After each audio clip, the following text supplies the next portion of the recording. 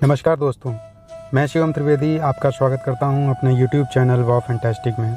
देवदर्शन की श्रृंखला में आज हम बात कर रहे हैं कामतानाथ धाम की, चित्रकूट की।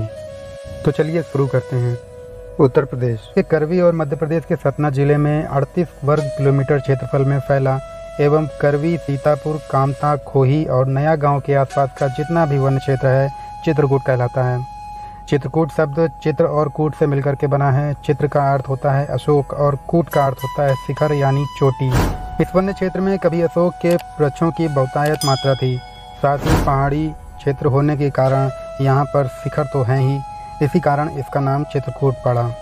पौराणिक कथाओं के अनुसार कहते हैं कि महर्षि वाल्मीकि और मुनि भारद्वाज ने श्री राम को अपना वनवास यहीं बिताने का परामर्श दिया था। इसीलिए श्री राम, सीता और लक्ष्मण ने अपने 14 वर्ष के वनवास के 11.5 वर्ष यहीं चित्रकूट में बिताए थे। साथ ही साथ यहीं पर ब्रह्मा, विष्णु, महेश ने सती अनुसुईया को शिशु रूप में दर्शन दिए थे। धार्मिक और दार्शनिक दृष्टि से यहाँ कई स्थान हैं, जिनमें कामतगिरी परिक्रमा, कामतानाथ मंदिर, लक्ष्मण पहाड़ी, हनुमान धारा, सती अनुसुईया आश्रम, सीता कुंड, स्फटिक शिला, सीता रसोई, गुप्त गोदावरी एवं भरतकूप प्रमुख हैं। चित्रकूट कामतानाथ धाम मंदाकिनी नदी के तट पर स्थित है। यहाँ पर कई घाट हैं। राम घाट यहाँ का प्रमुख घाट है। चित्रकूट यात्रा यहीं से प्रारंभ मानी जाती है। भक्त यहीं पर स्नान आदि करके 2 किलोमीटर पैदल या वाहन के माध्यम से कामतानाथ धाम पहुँचते हैं। धाम के मुख्य द्वार से कामतगिरी परिक्रमा मार्ग प्रारंभ होता है। यह परिक्रमा मार्ग 5 किलोमीटर का है। उत्तर प्रदेश एवं मध्य प्रदेश सरकारों के द्वारा वर्तमान में इस परिक्रमा मार्ग को सुगम बना दिया गया है।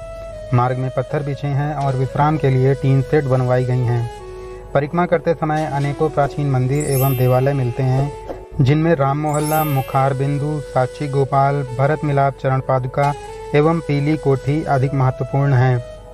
कामतगिरी परिक्रमा में ही लक्ष्मण पहाड़ी भी है, जिसकी चढ़ाई सीधी एवं खड़ी है, जिस पर लोग सीढ़ियों के माध्यम से चढ़कर ऊपर जाते हैं। वर्तमान योगी सरकार ने यहाँ रोपवे का निर्माण करा दिया है। अब बुजुर्ग जन भी लक्ष्मण पहाड़ी पर जा पाते हैं। लक्ष्मण पहाड़ी के लिए ऐसी मान्यता है कि लक्ष्मण पूरे चित्रकूट पर यहीं से नजर रखते थे। यहाँ से चित्रकूट की छटा देखते ही बनती है। परिक्रमा मार्ग पर ही आगे चलकर सीता कुंड के दर्शन होते हैं। परिक्रमा पूरी करके भक्त कामतानाथ बाबा के दर्शन एवं आरती करते हैं। यहाँ सभी की मनोकामनाएं पूर्ण होती हैं, इसीलिए इसे कामतानाथ धाम कहते हैं। कुछ लोग मनोकामना पूर्ण होने पर सबसे कठिन परिक्रमा करते हैं, जिसे दंडवत परिक्रमा कहते हैं। दंडवत अर्थात लेट कर पूरी परिक्रमा करना। कामतानाथ धाम में अमावस्या का अधिक महत्व है। दीपावली की अमावस्या में यहाँ भक्तों की भारी भीड़ देखने को मिलती है। कामतानाथ के दर्शन करने के बाद आगे चलने पर हनुमान धारा मिलती है। यहाँ पर हनुमान पंचमुखी स्वरूप में उपस्थित हैं। साथ ही उनके सामने बहते जल की धारा का तालाब है, जिसकी धारा सदैव चलती रहती है। कहते हैं जब हनुमान लंका से सीता माता का पता लगाकर लौटे थे, तो उनकी थकान को दूर करने के लिए श्री राम ने ही इस धारा को उत्पन्न किया था। इसी कारण यहाँ हनुमान को विश्रामावस्था में देखा जा सकता है। हनुमान धारा में 1000 से ज़्यादा सीढ़ियाँ हैं, जिनको चढ़कर भक्त इनके दर्शन को जाते हैं। इसी कुंड के जल से अपनी थकान मिटाते हैं। हनुमान धारा में इच्छा पूर्ति शिला है और ऊपर बढ़ने पर यहीं पर सीता रसोई है। कामतगिरी से थोड़ी ही दूर स्फटिक शिला है, जिस पर बैठकर सीता माता और प्रभु राम चित्रकूट दर्शन करते थे। एक दिन सीता माता इस शिला पर खड़ी थीं। उसी समय जयंत ने कौवे का रूप धारण कर सीता माता को चोंच मारी थी। इस शिला पर सीता माता के चरण मुद्रित हैं। स्फटिक शिला से करीब 4 किलोमीटर आगे बढ़ने पर सती अनुसुईया आश्रम है। यहीं पर ब्रह्मा, विष्णु, महेश ने शिशु रूप में माता अनुसुईया को दर्शन दिए थे। शिशु रूप ब्रह्मा, विष्णु, महेश को माता अनुसुईया पालने में झुलाती हुई मूर्ति के रूप में उपस्थित हैं। साथ ही महर्षि अत्रि, दत्तात्रेय, दुर्वासा और चंद्रमा की मूर्ति भी स्थापित है। इसके आगे बढ़ने पर गुप्त गोदावरी धाम है। यहाँ गोदावरी नदी गुप्त रूप से बहती है।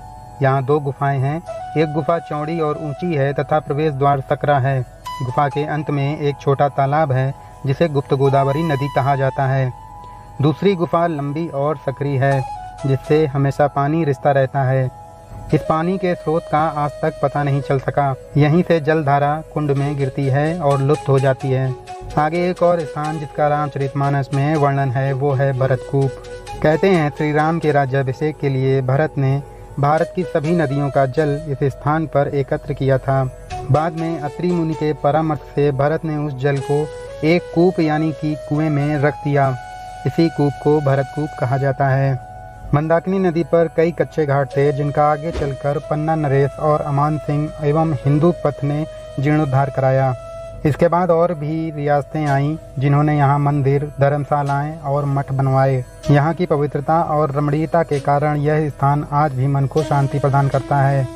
इसकी पवित्रता को दर्शाता हुआ तुलसी का एक दोहा बहुत प्रचलित है। चित्रकूट के घाट पर भई संतन की भीड़, तुलसीदास चंदन घिसें, तिलक करें रघुवीर। चित्रकूट की संक्षिप्त यात्रा के साथ ही देवदर्शन में आज इतना ही। वीडियो पसंद आया हो तो कमेंट में ज़रूर बताएं। साथ ही साथ वीडियो को लाइक करें और शेयर करें। चैनल को अभी तक सब्सक्राइब नहीं किया है तो सब्सक्राइब करके बेल आइकन को दबा लें। हम आगे आपके लिए और भी ऐसे ही वीडियो लाते रहेंगे। तब तक के लिए जय कामतानाथ।